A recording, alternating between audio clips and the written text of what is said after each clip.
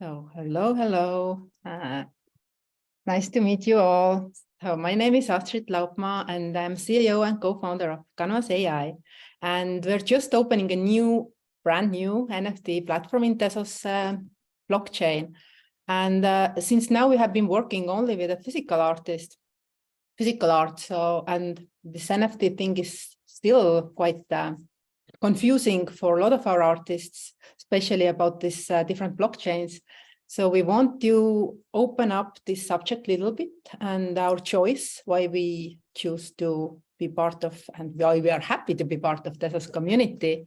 And I hope at the end of this webinar, you have a clear idea what we represent and what Tezos represents. So this webinar will be set up. We have a few guests, Diane Drubay, who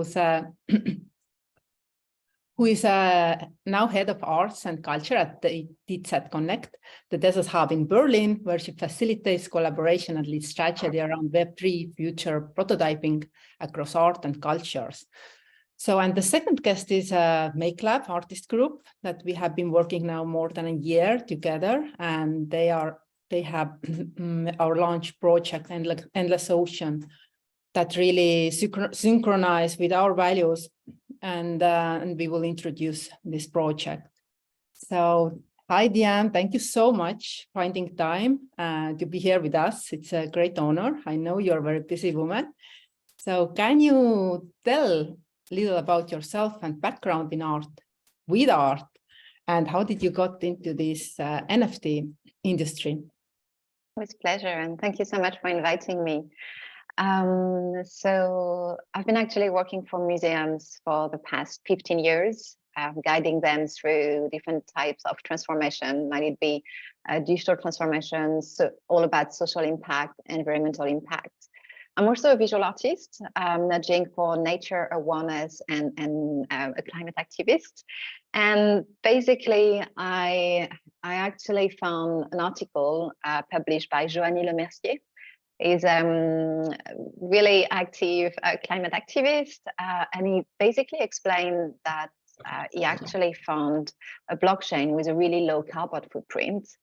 And you know, when I read blockchain, I'm very curious, and I've been already I was at the time already trying to find how museums could use blockchain. But then when I heard blockchain and the environment coming from an artist who were also a climate activist, I felt that this was totally like 100% something for me.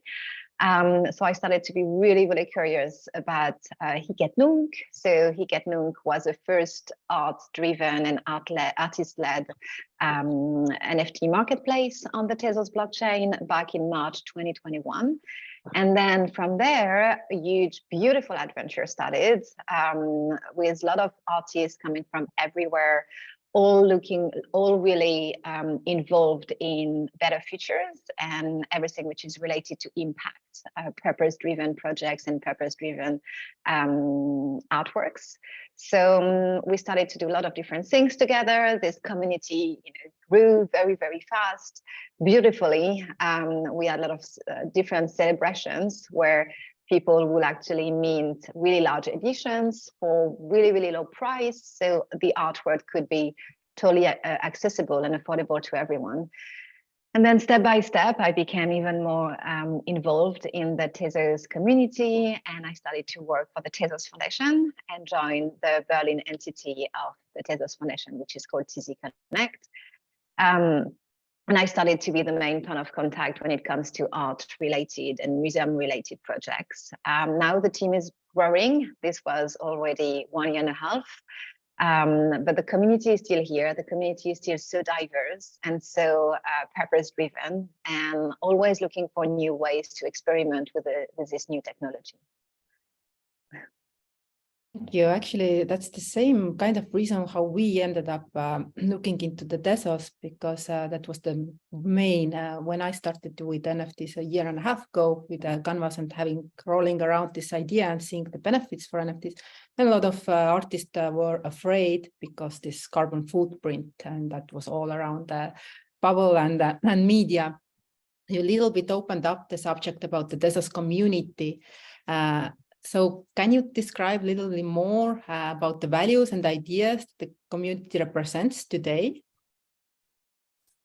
Yeah, so it's definitely, it was all about clean NFTs, and then it became all about impact NFTs. And another big value is the experimentation. So I wanted to always test and try new ways of using this technology.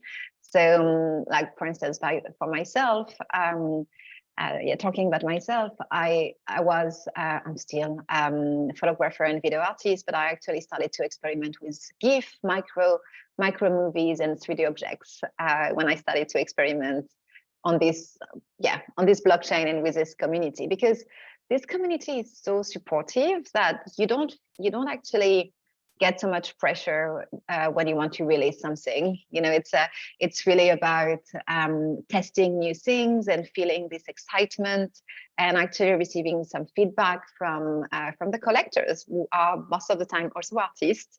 So it's really about creating this beautiful network of support, and collecting actually means something else in this community, because you collect to support, as I said, but you collect also to provide some impact and to make change. So we've seen beautiful initiatives which were all about donating NFTs, registered, blockchain registered artworks, which were donated actually to support different causes. So for instance, we've seen, currently we have a call for donation, call for art donation, which is all around the support of the victims from the earthquake, in Turkey and in Syria. And the community already raised more than 100,000 euro through just donating art. So this is, definitely showing the values that are behind this community. Thank you.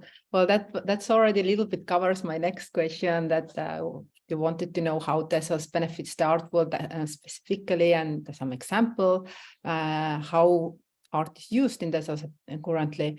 But also the one big thing that's personally is big subject that I'm communicating out is that, and I want to know if you agree with that, that the NFT is not the artwork itself, but rather medium for artists, and it should not be separated from other mediums.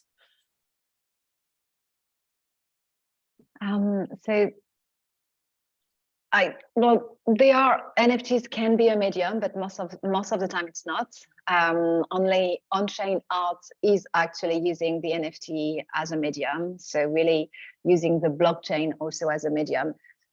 I would say 99% of artists who are minting NFTs are not creating NFT art or are not creating crypto art. They are just creating digital art, which are being sold as NFTs. The NFT is actually just a tool to be able to sell digital art. Before, it was not possible to sell digital art because there is no scarcity, no authenticity, no safety in what you actually buy, and no authenticity, as I said. So now you can finally sell and buy digital art, and I think this is the main paradigm when you actually talk about blockchain and digital artists. Obviously, you can also sell physical artworks, but also immersive artworks. You can sell so many different things. But I would say that, an NFT shop, an NFT marketplace is just like the blockchain-powered version of a e-shop. It's a way to sell, definitely. It's also solves this problem. And also that's one thing I've been thinking, it's also can be a tool to sell performance art, for example. Totally, and this is really interesting topic, how to sell performance art. I'm already working with several performance artists and helping them to do that, and that's really interesting topic, because a lot of artists can't monetize themselves because of their medium or choice of the medium they have been doing till now. So that's really nice to hear. So what advice would you give to artists or collections who are interested in using blockchain technology and Tezos specifically in their work? Well, before going on this new question, I will keep talking about the previous one and what you just said.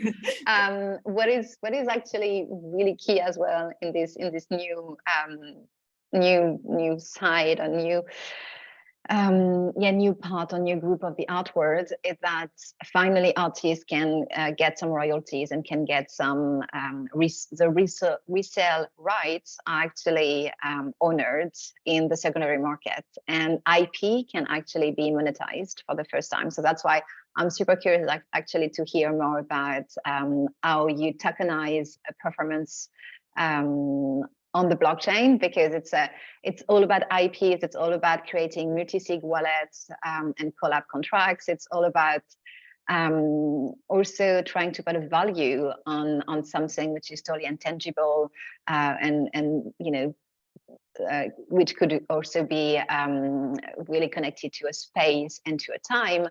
So it is raising so many different questions, but at the end of the day, it's really about providing a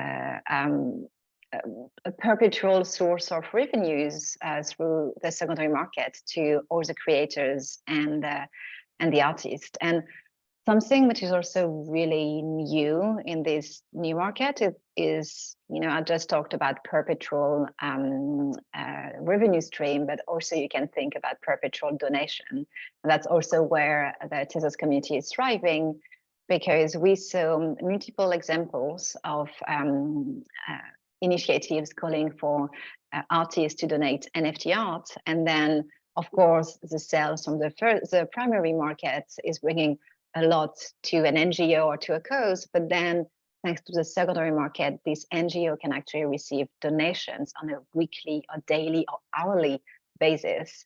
And this is really also bringing a new major shift when you think about supporting a cause or supporting an artist. Yes. And I forgot your second question, I'm sorry. No, this is an interesting topic because it's also like a little bit connected with our next quest, Make Lab, that NFTs also artists can use this medium or this technology or this art, let's say, to fund themselves now. Let's say if they have a physical exhibition coming up, or they can really earn and make it work for them. So yes, the next question was actually that the advice that you would give for the artists or collectors who are interested in using blockchain technology and especially Tezos, because it's new. In Baltics, we don't have any other Tezos blockchain marketplace now. We are the first one, so that we want to curious people.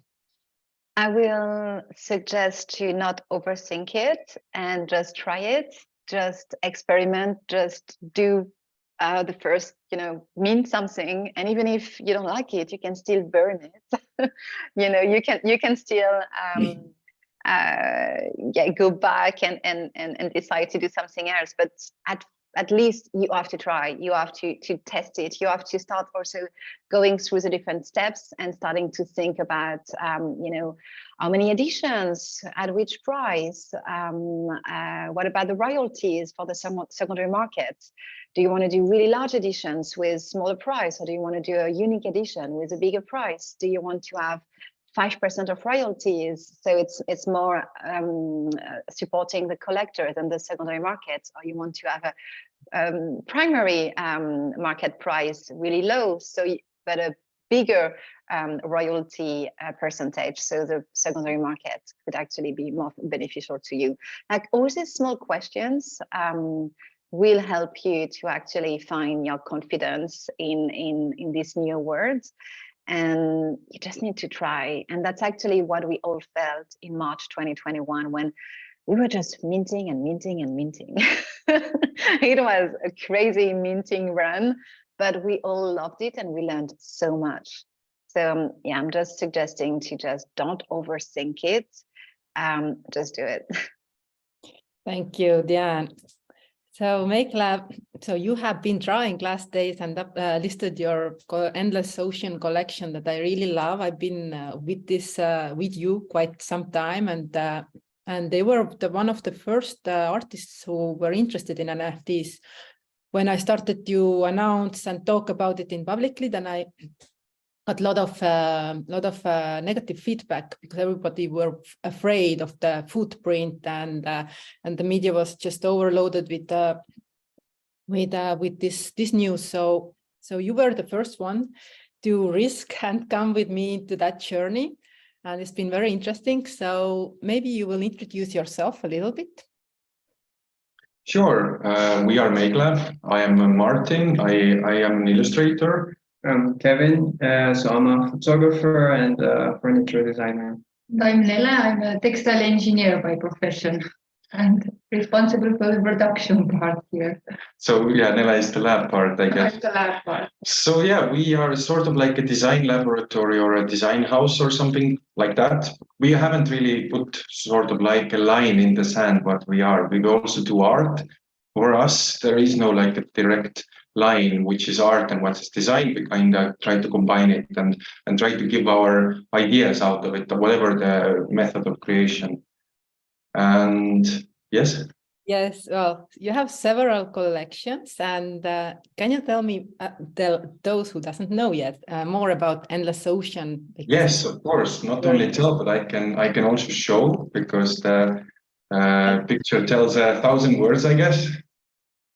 So the Endless Ocean, it's a second series in Parallelium, and it sort of talks about the ever-changing flow of time and water and nature. And so the images that you see, this is not an animation, these are the actual pieces in the collection. They kind of work as one pieces, as just an art piece, but they also kind of give together like a bigger meaning or a bigger narrative of this moment of time.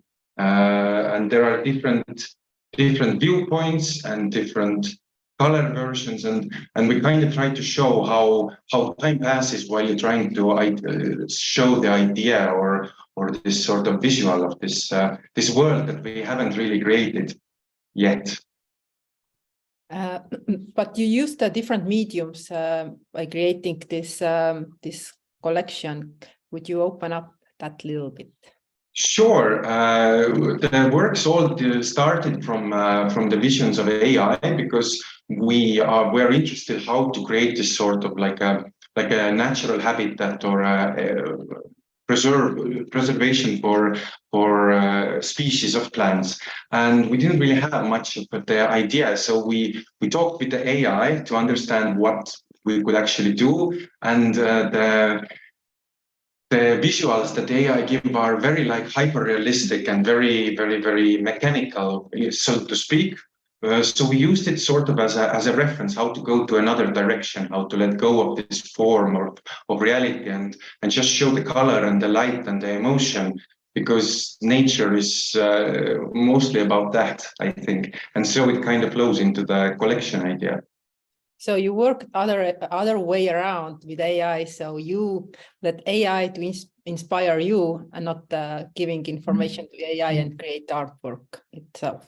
We asked AI to imagine a habitat in the like far future or in a parallel universe. So how things could be in a more sustainable planet. So the AI gave some insight how AI can imagine the new worlds, and then we put a new layer on top of it. Or sort of, yeah, created like a parallels. I'm showing a small piece about the process. It just kind of loops here, but it shows that the very, very, very strong reality that AI gives, and then kind of letting go of this reality and just playing around with color and how the works can change. And it was a long process. We started, I think, with the first AI references until last June, and it took us half a year to kind of play with this idea, to understand which direction we want to go. And since we are working as a group, it always takes us twice as more time. So here my next question, as this project is a little bit connected with the physical world and you're very concerned about the plants and the planet and the water that actually connects all that our ecosystem. So as I understand, the funds from the sale of these NFTs will be used to support the future habitat project. Can you tell us a little bit more about that? We can actually. We have worked on this sort of like a habitat project for, because the Endless Ocean is the second series of the Parallelium series. The first series, when we created, it was a time when everybody was minting and we wanted to create some sort of like an experiment, but we needed to have an idea behind it. And after, I think, some months, we had this idea to create this sort of like a garden project. So it would be, in essence, sort of a garden or a nature preserve that is funded by the sales of the artworks. And the more the artworks sell, more bigger and better the preservation we can do. And since meadows are one of the best carbon dioxide neutralizers, or they kind of take it in, so we are looking to kind of expand our physical Parallelium world into this sort of like a meadow project, to buy a piece of meadow and to keep it as biodiverse as we can, to even extend the biodiversity, so we can fund or funnel this money that comes from art that we draw about this nature project into an actual physical project and kind of preserve something of the ecosystem. How far you are with that? Have you done any steps, partnered up with? Well, we have actually partnered up, yes, with a real estate developing company, and how to say, we are looking to get the land and how to get it sorted and what to create on it. Let me see if I can share. We did sort of like a first idea generation with AI again, because that seems to be something that works for us. Let me see if I can find that. At the moment we are in this stage that we are like talking through what they are willing to let us do, and I see at this point people are more open to the idea, like it's valuable to preserve some nature and it's not a crazy idea anymore. So it's a value itself to preserve something, and also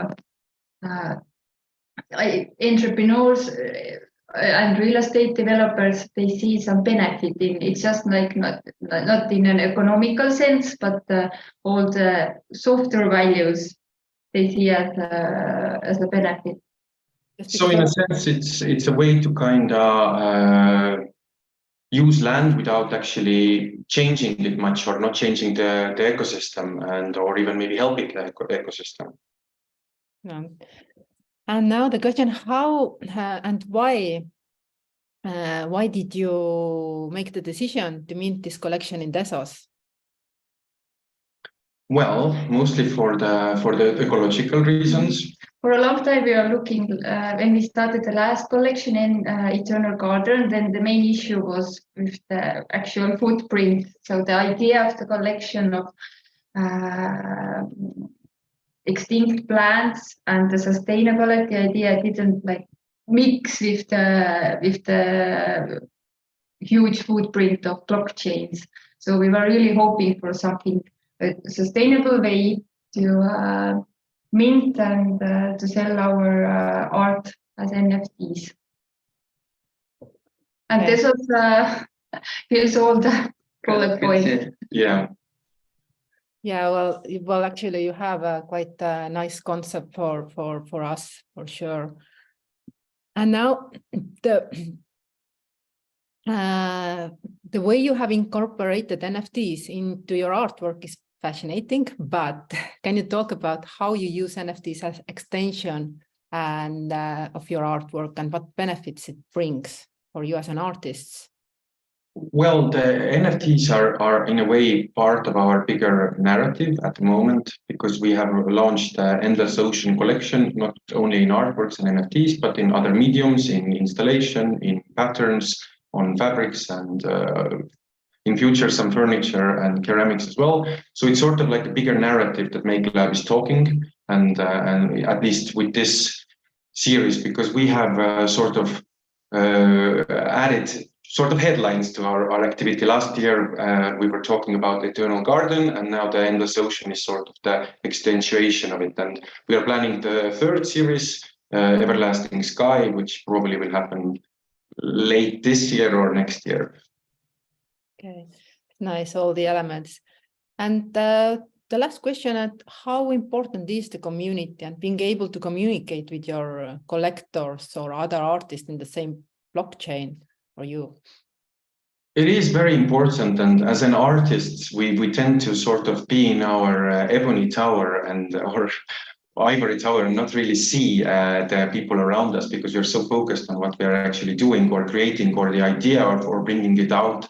So in a sense, the community that blockchain gives in a way, or this sort of like e-commerce of the NFTs, it's really fascinating because you get like very much new information from your buyers and from your collectors. And I would love to encourage us, all the people who are passionate about meadows and nature, to kind of give us feedback, give us ideas what we could do, what sort of land we could acquire in the future, and what sort of preserves are needed. So for us, since we are working as a group anyway, it's very easy to kind of incorporate new people in scientists world and in art world to kind of extend the idea.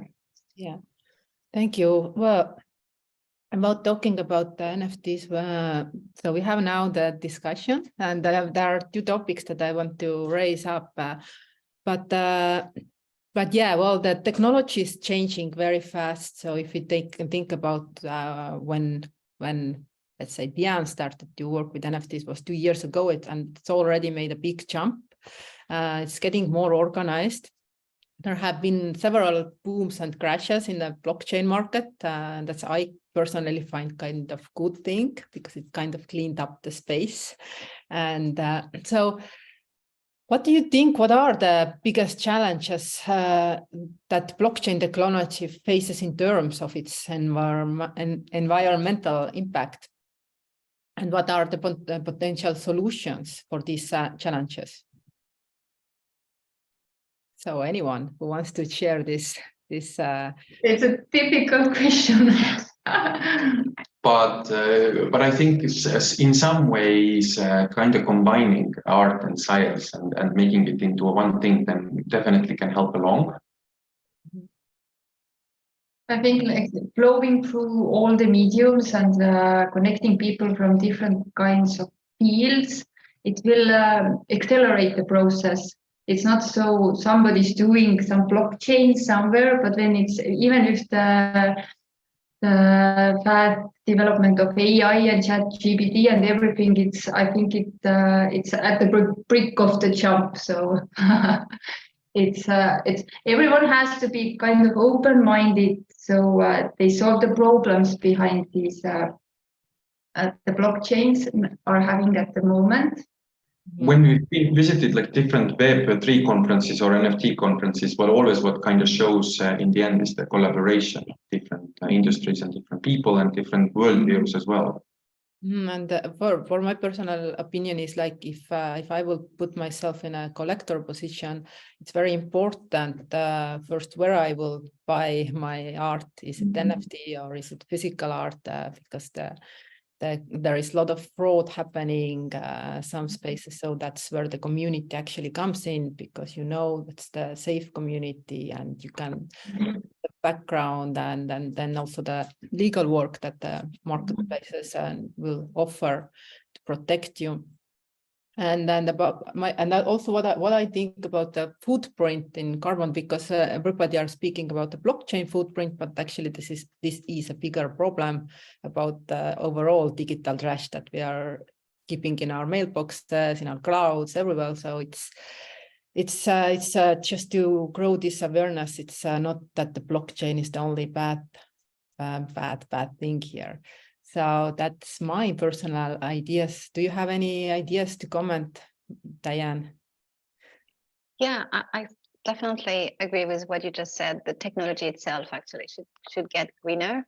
And I think if we start to see a blockchain coming and saying that we are the first neutral carbon neutral blockchain, this would be huge, because we can do our best to actually raise awareness and support some causes and provide any kind of storytelling and narratives and support. But then if the technology that we use is still actually so damaging, even if it's a small damage compared to Ethereum, for instance, even if now it's also getting greener, but far from being green.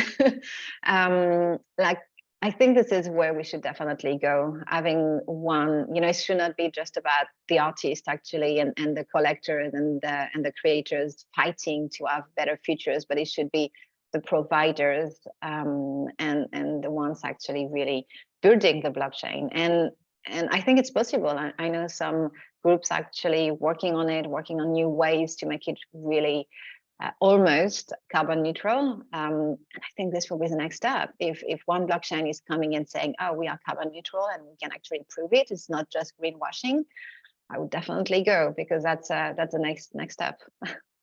Yeah, and I would like to add that but I will be always talking with artists that I work and who start with NFTs or in technology in general.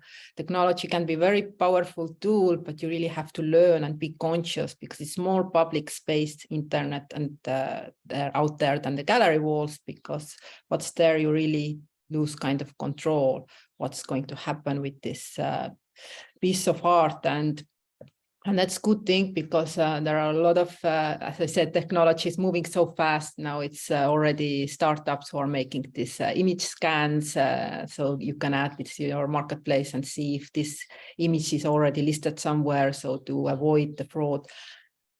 And of course, all these things. So be aware, be conscious, think through what you mint and what you list, and even what you post in your, I don't know, Instagram, Facebook wall. So it's not only about the blockchain. It's and also the crypto wallets. It's something that every artist should educate themselves how to use it and how to protect, because lot of happening there also, but this is another subject. So yes, so how artists and collectors can be more conscious about the environmental impact of NFTs. So I think we almost covered that. If someone wants to add something to that subject. Well, maybe saying that there is this really amazing website which is called The Giving Block, and it is actually listing multiple NGOs which are accepting crypto donations. And that's super easy. You can just collect some NFTs, sell them, and then support, because I think this is also one of the next steps. If we have more and more NGOs actually, or even causes, or even collective of artists, I feel that this could be the next Patreon, but on-chain Patreon, where you can just collect art to support. So yeah, the Giving Block is super inspiring. Yeah, actually, that's also when the crisis in Ukraine, let's say war started, then well, it was the point, and we also in Kanvas, we couldn't do anything else than think about how we could help. And then we invited Ukrainian artists, and then I had personal contact with a lot of them who were in this situation when they lost all their market. They lost all their market for the physical art. They were mostly physical artists. And most of them, they lost their artworks, and they were like also in the crisis. And then we a lot of them did the NFT project to support themselves, to list the works and make NFTs out of this, to kind of get the feeds on the ground, and that was really opening for me what NFTs can do and how you can use them in different ways. And there was also one artist, I think she's also listening us today, Julia, who listed the full collection to support the country and with NFTs. So that's one way. But yes, you can support your physical project. I think that I mentioned before, let's say, because the most crucial for artists, even if they have exhibition coming a few months and the contract gallery and everything happened, they're still in the most difficult moment they are in the preparing for the exhibition when they really can't do anything else, so they don't make any money, and so how you support yourself so you can really use technology and fund your exhibition costs, for example. That's my ideas. So we are in that point that if someone has questions, answers, so we could take these. So just write them in the chat.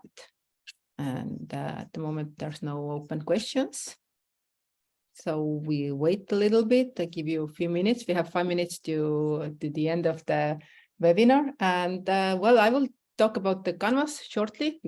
So we launched 2 years ago our marketplace, and the idea was to give the accessible access to technology, affordable access to technology and tools for artists and galleries, because the online sales really are expanding and going up after the COVID and overall. So we started to build that because it was our passion, very small project. And then this NFT thing came around, and my one of the co-founder background is in art market and also physics, so I'm very curious about technology. And then yes, we started to look into that. I tested several blockchains and faced all this difficult and expensive gas money, and I was like, felt really good about that. And then yes, we reached out to Tezos, and the development took us quite some many months, and now we are ready to launch, and our marketplace is ready. And still, it's the rules that not everyone can't list there, so we do the backup control for artists, because that's something for Kanvas. The technology, quality technology is important, but also the quality of the art, and to keep that space clear. So everyone who wants to join can just fill up the form and we'll go it through. And then at the same time, we have this tool called Art Index, where you can actually see art in numbers for these people who doesn't have background in art and they want to understand in art. So to help them to enter to the art world. And so now all this NFT traffic will be going also to the Art Index. So that's our second plan, want to do also next to the Kanvas. So yes, and Kanvas.ai, we are first in Baltics, and if I'm not wrong, also first in Nordics in the Tezos ecosystem. So we are very, very happy because we just started and things are just beginning for us.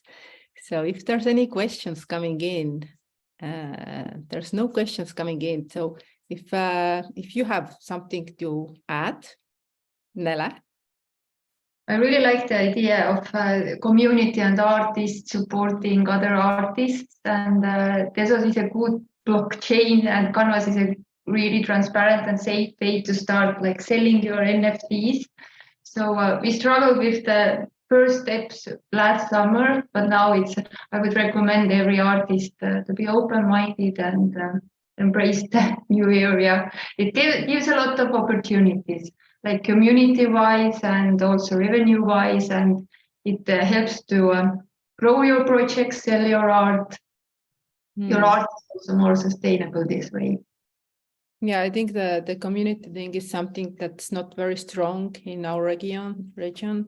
So, and that's some work to do there. You really collaborate more, especially artists, and do great things go together. So that Make Lab is a very good example for that, because they've been doing 3 creative person together and still doing great things. So Diane, do you have anything to add? Oh, there's not at all. I think what you just said is perfect. So, and I really like this discussion and the fact that we really highlighted purpose-driven projects, and it's fascinating also to discover your production process. It's not something that we see often, and you know, getting the backstage of an artist, of an artistic practice is always super interesting. So thank you for sharing. Of course, thank you for the opportunity. Niels is asking, so this is Tezos' main activity seemed to be NFTs during the boom. Has the ratio stayed the same during the bear market? Well, it's actually even better during the bear market, to be honest. Like we had the best 6 months when you check the numbers of artists being embodied and the sales volume. But because the community is still here, you know, it's not about speculation. It's actually about art and it's about people. And I think this is the difference, really. This is made to last, while speculation is just about the moment and about the seasons. Yeah, well, I personally recommend, there are several groups in Twitter and even Facebook, Discord, and where you can see Tezos art and there is the open conversation going around and then you, I think, get quite clear idea about these artists and about this community. So it's not, I don't see the same thing happening so much for other blockchains. I see like, okay, overall, like I'm in the there, but Tezos is kind of in that sense, like Tezos art, Tezos community, Tezos channels, and there are a lot of them. So yes, I really recommend. I have found quite a great favorite digital artist for myself through these events and groups. So I really recommend. And now when all this AI subject is really raising, also there are great artists working with AI and doing it in a very high level for me. So I really recommend to go and have a look. Google, and then you will find a lot of cool projects there. So I think, well, there's another question. No, it's not another question. So if there's no other question coming in, so our time is up. I want to thank you, Diane, again, for finding the time for us, and MA+KE, of course, and well, next week, we hopefully will announce publicly our marketplace, and then it will be available for everyone to see and visit.